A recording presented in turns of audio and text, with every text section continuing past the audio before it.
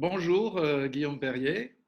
Je suis assez frappé comme spécialiste de cette région que en fait le Proche et le Moyen-Orient sont relativement peu touchés pour l'instant par le Covid, sauf bien sûr l'Iran dont on a beaucoup parlé. Mais en regardant ces derniers jours, je me suis aperçu que on parlait beaucoup de l'Iran et peu de la Turquie, mais la Turquie en termes de cas a dépassé l'Iran maintenant avec plus de 100 000 cas et évidemment à moins de morts, heureusement pour la Turquie, puisqu'il y a eu 5 000 morts, plus de 5 000 morts en Iran, et qu'en Turquie, on est autour de 2 000. Alors, quel est le bilan un peu de l'épidémie en Turquie aujourd'hui? Oui, merci de votre invitation et bonjour à tous. Alors, écoutez, effectivement, l'épidémie est assez impressionnante en Turquie parce qu'effectivement, elle s'est déclarée, en tout cas, elle a été identifiée beaucoup plus tard qu'en Iran. Mais comme vous venez de le dire, elle compte aujourd'hui beaucoup plus de cas déjà que son voisin iranien. Donc, on n'est pas loin des 100 000 cas. C'est le septième pays le plus touché au monde aujourd'hui, la Turquie, en nombre de cas. Il y en a 4 000 à 5 000 nouveaux par jour. C'est-à-dire que c'est 2 fois plus qu'en France ou en Italie. Alors on a en revanche seulement 2140 morts, c'est le bilan hier soir, lundi soir. Donc c'est-à-dire le 12e total mondial. Donc on voit qu'il y a un petit décalage entre le nombre de cas identifiés et le nombre de décès. On est ces derniers jours sur un rythme d'à peu près 125 morts par jour.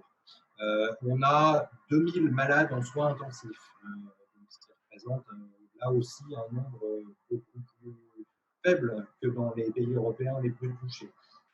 Alors évidemment, tout ça, ce sont les chiffres officiels. Et la grande question pour la Turquie, comme pour la Chine ou comme pour l'Iran, c'est la fiabilité de ces chiffres aujourd'hui. Chaque soir, le ministre de la Santé délivre une sorte de bilan chiffré avec un tableau, une conférence de presse très officielle, un petit peu comme ce qui se fait dans beaucoup de pays européens. C'est un processus qui a démarré très tard, donc comme je le disais, à partir de fin mars, alors que vraisemblablement l'épidémie galopait déjà depuis plusieurs semaines dans les grandes villes avant qu'elle ne soit vraiment identifiée. Euh, une enquête du New York Times, d'ailleurs, qui a été publiée en ce début de semaine, laisse penser que le chiffre des décès est beaucoup plus important que les chiffres officiels. On parle d'environ 2000 morts de plus, rien qu'à Istanbul, pour le seul mois de mars. Et sur le mois d'avril, les chiffres officiels du nombre de décès montrent qu'il y a eu une augmentation de 50% par rapport à l'année dernière. Donc, on peut supposer qu'effectivement, les chiffres réels de cette épidémie en Turquie sont masqués par le gouvernement pour des raisons politiques et économiques, et que le bilan réel est beaucoup plus élevé que celui qui est annoncé. Ça, c'est un petit peu le tableau général. Alors, il y a bien sûr, pour expliquer ça, en Turquie, un manque considérable d'accès à l'information. D'abord parce que les médias ne sont plus libres. Le dernier classement de Reporters sans frontières publié ce matin montre que la situation reste très préoccupante. Et depuis le début de l'épidémie, on a plus de 400 personnes qui ont été arrêtées pour avoir critiqué ou contesté la politique sanitaire. Dernier exemple, il y a 3 jours, un homme de 80 ans qui venait de guérir de la maladie, qui a critiqué la politique du gouvernement sur les réseaux sociaux, et bien, il a été arrêté dès le lendemain. Voilà, ça vous donne un petit peu une idée de la manière dont on gère cette épidémie en Turquie. En France, on a un débat, pour ne pas dire une polémique récurrente sur la stratégie à mener, à mettre en œuvre contre le virus. Quelle est la stratégie en Turquie? Comment on lutte contre le Covid? Alors, la stratégie, elle a mis encore une fois beaucoup de temps à se dessiner. La stratégie a d'abord été de nier la contamination du pays. Le gouvernement a d'abord prétexté pas mal de raisons pour lesquelles la Turquie serait isolée par rapport à ses voisins. Les pouvoirs magiques de l'eau de Cologne ont d'abord été invoqués. Ensuite, on a prétexté que c'était un pays où l'hygiène était plus importante que dans d'autres pays. on a vite vu que tous ces arguments ne tenaient pas très longtemps. Donc aujourd'hui, qui s'est dessiné, c'est, si vous voulez, alors, le confinement n'est pas envisagé toujours par le gouvernement pour des raisons principalement économiques, on va sûrement y revenir après. Mais ce qu'a décidé d'abord le gouvernement, c'est de confiner à domicile les moins de 20 ans et les plus de 65 ans, donc la population censée être non active. Et ensuite, petit à petit, depuis 2 semaines, depuis début avril, un confinement pour le week-end, donc du vendredi soir au lundi matin, qui va d'ailleurs être étendu à partir du prochain week-end, d'une journée supplémentaire, donc du jeudi soir au lundi matin.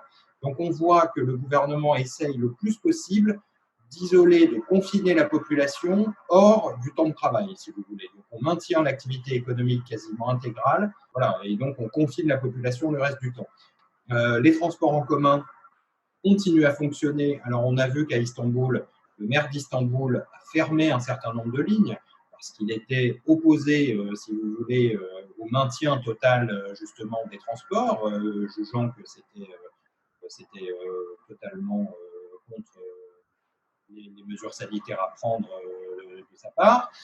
Et il a été vivement critiqué par le gouvernement à cause de ça. Il y a eu une espèce voilà, de guerre politique entre le gouvernement et le maire d'Istanbul à cause de cette mesure. En ce qui concerne les masques, alors, point extrêmement positif pour le coup et qui montre là la grande capacité de réaction sur le plan industriel de la Turquie. La Turquie est un grand pays de production textile, donc il est vrai que pour ce coup-là, la production de masques chirurgicaux a été lancée extrêmement rapidement avec une très grande efficacité. En quelques jours, des usines entières se sont reconverties à cette activité et on a aujourd'hui une production mensuelle de 40 à 50 millions de masques par la Turquie. Ce qui est considérable quand on voit en France effectivement la situation de ce point de vue-là. Donc ça, c'est un point extrêmement positif. Et on a une politique de distribution très large de masques dans la population. Le gouvernement a fait envoyer 5 masques par personne par la poste à chaque citoyen qui continue à travailler. Donc pour les gens qui ne sont pas confinés, chacun a reçu 5 masques par semaine par la poste. Il y a des distributions gratuites à l'entrée des magasins ou des transports en commun. Donc, on a un accès beaucoup plus important aux masques, aux gels hydroalcooliques et à tout ce qui peut empêcher la contamination du virus. Mais encore une fois, dans un objectif de maintenir le plus possible l'activité économique. Donc, on voit que la priorité pour le gouvernement, c'est d'abord d'empêcher l'effondrement de l'économie avant d'empêcher la propagation du virus. Est-ce que l'ampleur, sans doute plus importante que le gouvernement turc ne le dit, de l'épidémie, a aussi à voir avec la situation, disons, du système de santé? Est-ce que le système de santé turc était prêt à faire face à une épidémie de ce type, ou bien, comme en France par exemple, il avait été largement détruit par des politiques néolibérales pendant plusieurs décennies? Alors non, je ne dirais pas ça. Le système de santé turc, alors on ne va pas le comparer au système français ou à des systèmes européens, mais pour rester dans la région, au Moyen-Orient, c'est indéniablement le meilleur système de santé de la région et le plus moderne, le plus perfectionné. Et au contraire, je dirais que alors, le système de santé turc est évidemment un système à 2 vitesses. Il y a la santé, le système de santé public et le système de santé privé. Et il est évident qu'il vaut mieux être riche pour pouvoir avoir accès aux soins privés qui sont extrêmement chers, mais qui sont d'extrêmement grande qualité.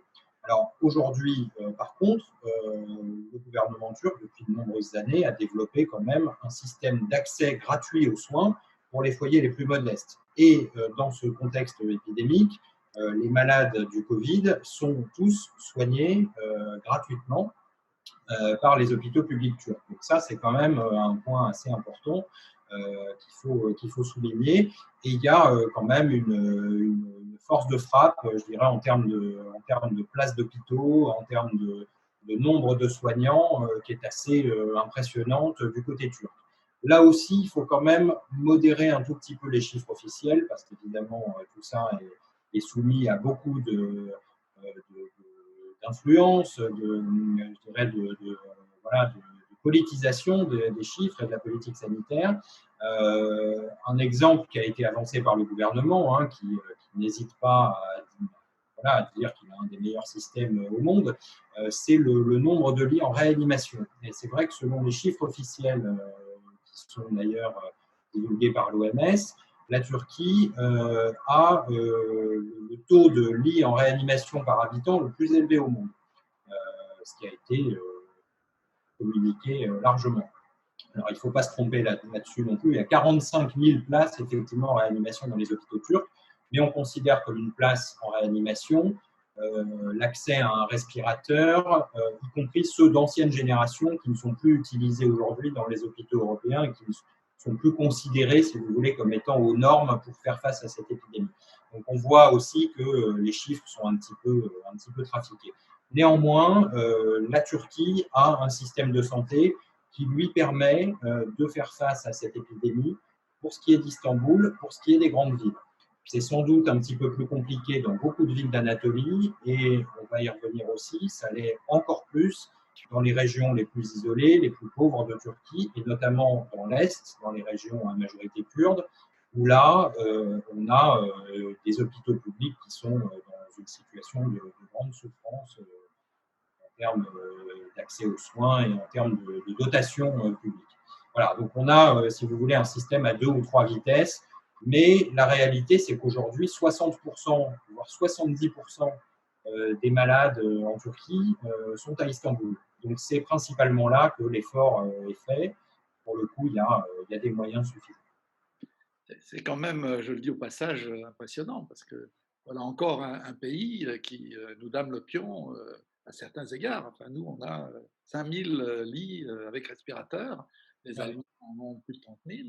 On a du mal à avoir des masques. Ça devient presque une tragicomédie, l'affaire des masques. Là, visiblement, vous nous dites en Turquie, tous les citoyens en ont ou quasiment. Enfin bref, ça mérite réflexion quand même. Alors, encore une question autour de la crise elle-même. Vous nous disiez que la politique du pouvoir turc, c'était de faire en sorte que l'économie tienne, qu'elle ne s'écroule pas. Au fond, quel est le bilan du point de vue économique et social de l'épidémie depuis la période, disons, de mars, quoi? Alors, il est très difficile de faire un bilan, là, pour le coup, parce qu'encore une fois, l'épidémie s'est déclarée tardivement en Turquie. Elle a été prise en considération à partir du 25 mars, à peu près. Donc, il est difficile de tirer un bilan après moins d'un mois. Ce qui est sûr, c'est qu'il y a de nombreuses aides qui ont été déjà accordées par le gouvernement turc. Hein. Le gouvernement a débloqué 15 milliards d'euros d'aide pour sa population, donc ça n'est pas rien. Beaucoup d'aides également pour les entreprises. Mais la situation était très difficile déjà avant cette crise sanitaire, si vous voulez, pour l'économie turque. Il y avait beaucoup de faillites. Voilà. Alors, ce qu'on voit pour l'instant, les premiers constats qu'on peut faire, c'est que la monnaie turque, qui déjà était dans une situation de lente descente depuis de nombreux mois, continue à être dévaluée par rapport au dollar ou par rapport à l'euro. Alors, ça pourrait aider à soutenir les exportations, mais sauf que la Turquie a fermé ses frontières, n'a plus de lien économique avec l'Union européenne puisque l'aéroport d'Istanbul est totalement paralysé. Ses frontières sont fermées donc avec les autres pays du Moyen-Orient, que ce soit l'Irak ou l'Iran. Donc il y a une situation difficile. Le seul point positif pour la Turquie et ce qui lui donne pas mal d'oxygène en ce moment, c'est l'effondrement du cours du pétrole, hein, puisque la Turquie est extrêmement dépendante, on le sait, de ses fournisseurs en hydrocarbures, hein, la Russie, l'Iran notamment. Et donc ça donne vraiment de l'air à l'économie turque à court terme. Maintenant, on sait aussi que ça ne va pas rester à ce niveau-là pendant très longtemps, donc ça n'est pas quelque chose sur lequel elle peut construire. Voilà, donc pour s'en sortir, la Turquie s'en remet toujours aux mêmes recettes. Hein, donc d'abord, maintenir cette activité économique et puis poursuivre ses grands projets, notamment ces projets immobiliers, hein, ces projets d'infrastructure. On a vu par exemple que le projet de Grand Canal à Istanbul, hein, qui est un projet gigantesque soutenu par des entreprises proches du pouvoir. Il y a eu les premiers appels d'offres pendant cette période de crise sanitaire. Donc, on voit que ce processus-là continue, si vous voulez. Ça reste l'arme principale pour soutenir l'économie aujourd'hui. Si vous voulez bien, on va terminer avec la dimension politique, difficilement évitable. Je parle à la fois de politique intérieure et extérieure. Intérieure, si j'ai bien compris, la tendance à l'autoritarisme du régime n'a pas été freinée, loin de là, par la crise. Et j'ai vu qu'une loi avait permis ou allait permettre la libération de 90 000 prisonniers, mais qu'aucun prisonnier politique, et en particulier aucun des quelques 100 journalistes emprisonnés, ne bénéficierait de cette loi. Bon, c'est déjà un symbole assez lourd. Et puis j'aimerais ensuite qu'on dise un mot de la suite de la politique régionale d'Ankara. Je veux dire, est-ce que la politique syrienne d'Erdogan et la politique kurde d'Erdogan continuent en pleine épidémie ou non? Alors effectivement, je pense que le constat qu'on peut faire pour la Turquie va être un petit peu le même que pour d'autres puissances autoritaires dans le monde. Je dirais que ça va accélérer un petit peu cette tendance et accélérer cette propension à l'autoritarisme. Alors en Turquie, c'est flagrant, effectivement. Cette loi d'amnistie que vous avez citée, qui est provoquée par cette épidémie de virus, parce que la Turquie a une des populations carcérales les plus élevées au monde par rapport au nombre d'habitants. 300 000 prisonniers pour 80 millions d'habitants. C'est 5 fois la population carcérale de la France, pour vous donner une petite idée. Donc, pour vider les prisons qui sont surchargées, il y a une loi d'amnistie qui a été passée. Donc, à peu près un tiers des prisonniers vont être amenés à être libérés préventivement. De cette loi d'amnistie ont été effectivement exclus tous les prisonniers politiques qui sont condamnés pour des affaires de terrorisme officiellement. Donc, c'est tous les journalistes, les intellectuels, les avocats, les opposants politiques dont vous avez parlé. La libération la plus symbolique qui a eu lieu il y a quelques jours, c'est celle du grand chef de la mafia turque, Alaaddin Çakıcı, qui est un parrain de la pègre, trafiquant de drogue international, accusé de 41 homicides au cours de sa carrière, et qui a été libéré en grande pompe parce que c'est perçu, il y a une dimension politique très forte dans cette libération. Pourquoi? Parce que c'est un ami personnel du chef du parti d'extrême droite, le MHP, qui est l'allié du parti d'Erdogan au pouvoir, si vous voulez.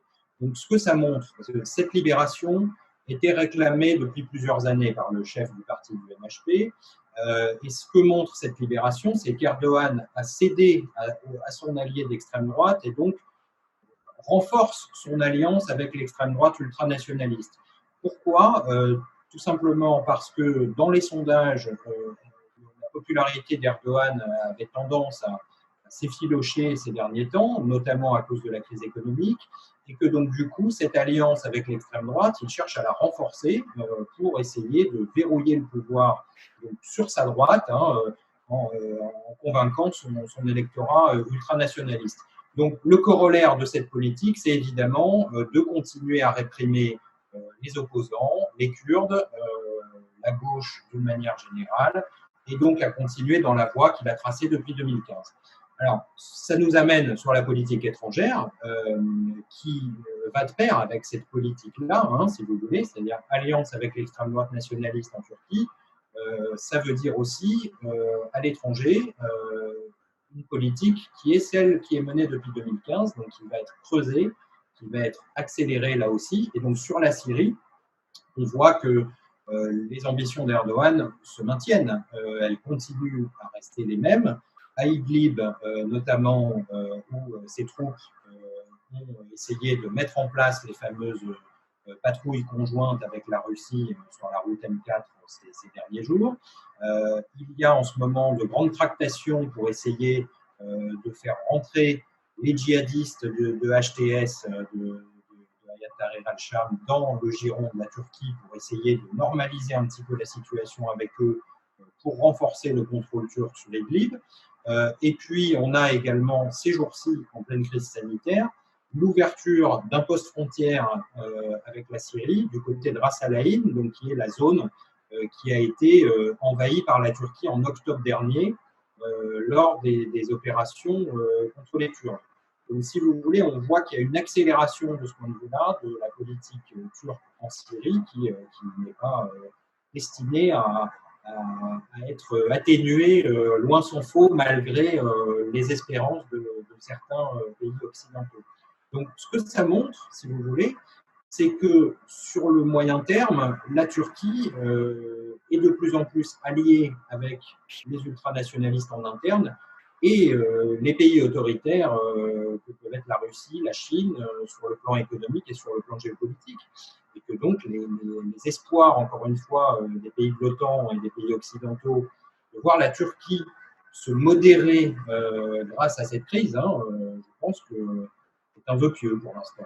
Et d'ailleurs, le meilleur exemple, le meilleur argument qui confirme ça, c'est l'offre qui a été faite par le Fonds monétaire international il y a quelques jours à la Turquie et qui a été refusée par le gouvernement turc qui, pour l'instant, estime qu'il n'a pas besoin de l'aide du FMI.